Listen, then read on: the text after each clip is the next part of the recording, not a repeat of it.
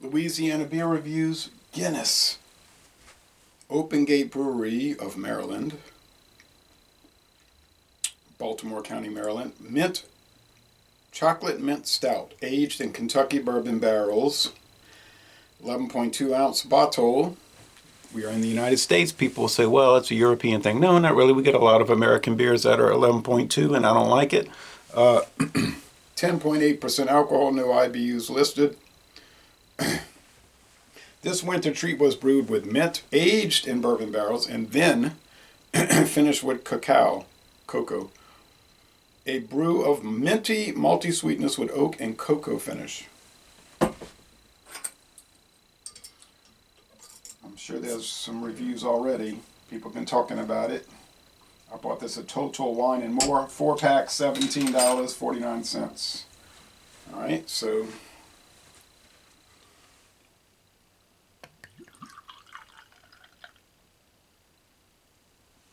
it's an American beer owned by a London-based company, but Guinness is headquartered in Ireland. Thin, beige head, appearances. I see bubbles. It's pretty dark brown with that bad lighting from outside. You can see a little, yeah, definitely brown at the bottom. All right, wish I could tell you what malts and hops are in it, but they don't list that with Guinness beers for any of them that I've ever been able to find.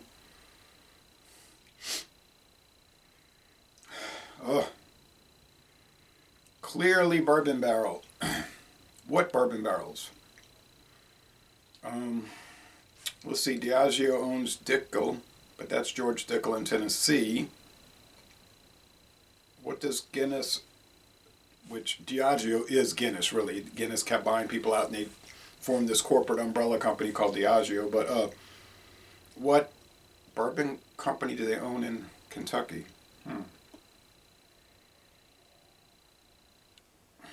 Not aware of any.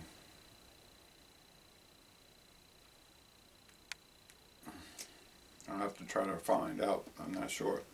Well, they could have just contracted with a different company and get the barrels, but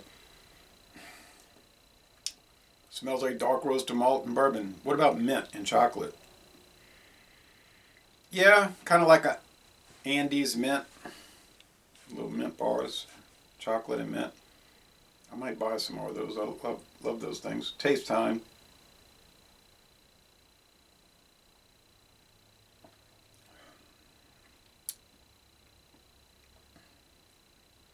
Well, dark roasted malt, cocoa, mint, little cream, bourbon barrel. There's so many beer companies now making imperial stouts with a bourbon barrel aging and then different flavor treatments, mint, chocolate, coffee, fudge, flavored coffee, and so on. So there's only so many ways you can spin it, I guess. They all tend to start tasting about the same, truthfully. Now, does that make it bad? No, I mean, you might have 200 imperial stouts that taste generally the same, but they all score in the high 90s, so close to 100, so I can't really complain. The Bourbon County Cherrywood scored 100 out of 100, and I had it twice. The regular 2021 Bourbon County brand stout was 100 out of 100.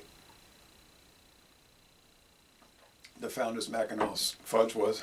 The body, what a lot of these now, same thing. The body seems a little thin. I don't know what has changed, if it's some kind of thing in our mind, but I don't think it is.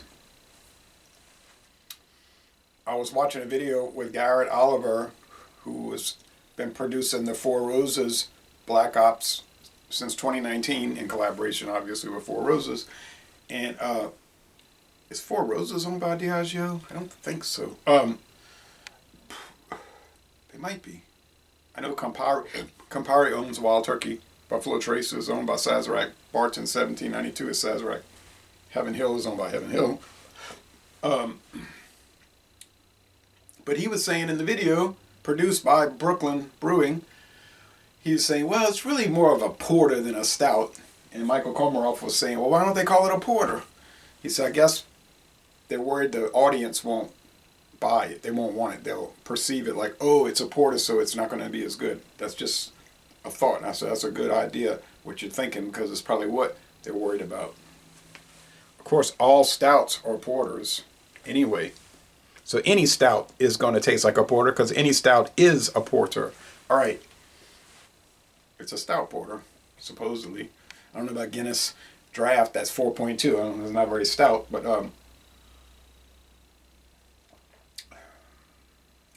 nice little lacing here. Funny thing about Guinness, that 4.2 or the Murphy's 4.1, right? The body's really no thinner than this, so it's a perplexing situation. But really, so that's kind of confusing. But the flavor now, sweetness. It's got some sweetness, so 3.5 out of 5 sugar cubes. Bitterness, there's a little bitterness from maybe the roasted malts more than any kind of hop. But that's probably playing a role just in a covert manner. I say 2.5 out of 5 hop cones. Finish is mostly dry. Guinness stouts I find tend to finish dry.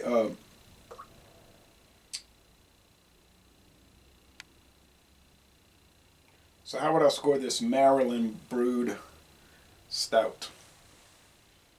Well, I think I would score it very high. There is a date, but it's this little bubble jet print, you know. It's like, no, I'm not gonna try to figure that out. It's not possible. I mean, it's possible, I guess. I'm not gonna try. Like the embossed bottle. It's a beautiful bottle. Beautiful appearance, like Notre Dame when they wear their green and gold. With brown trim. It's a fabulous looking bottle. Don't think they can get in Europe. Oh yeah, this has got to be a 9.8 out of 10. A 98 out of 100. An outstanding beer. I think it is a good deal. Not like some great value, but a good deal for $17.49 a 4-pack. It's an experience. You're paying for the experience, really. But that's okay. I don't mind paying for the experience. So, Les Bon Temps Relais, an outstanding stout from Maryland. And I'm going to end this. And Guinness said that was their, when they opened that a few years ago, they said that was their first new brewery in the United States since the last one closed down in 1956. They did have a brewery in the United States till the mid-50s. And I'm going to end this review by saying, Les Bon Temps Relais, y'all go to Baltimore County, Maryland, and tour the Open Gate Brewery. And if any of the British and European and other continental viewers can get this, let me know. I'd be curious if it's sold in other countries. Thanks for watching this video production.